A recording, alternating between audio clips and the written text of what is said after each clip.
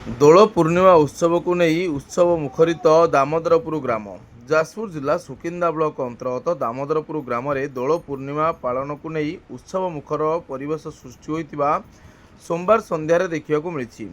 ଗ୍ରାମର କଣ୍ଟିମଡ଼ା ସ୍ଥିତ ରାଧାକୃଷ୍ଣ ମନ୍ଦିରଠାରୁ ଆଜି ଗୋପାଳ ପୁଅମାନେ କୁମ୍ଭଭାର ନେଇ ଲଉଡ଼ି ଖେଳି ଗ୍ରାମ ପରିକ୍ରମା କରିଥିଲେ। ଏହି ଅବସରରେ ଗୋପାଳମାନେ ରାଧାକୃଷ୍ଣଙ୍କ ମିଳନ ଗାଥା ବର୍ଣ୍ଣନା ସହ ଲଉଡ଼ି ଖେଳ ପ୍ରଦର୍ଶନ କରିଥିଲେ। ସେମାନଙ୍କର ଦୁଃସାହସିକ ଖେଳ କଳା ଦେଖିବାକୁ ଗ୍ରାମବାସୀ ଓ ଆଖପାଖ ଅଞ୍ଚଳର ଲୋକଙ୍କର ଭିଡ଼ ଜମିଥିଲା।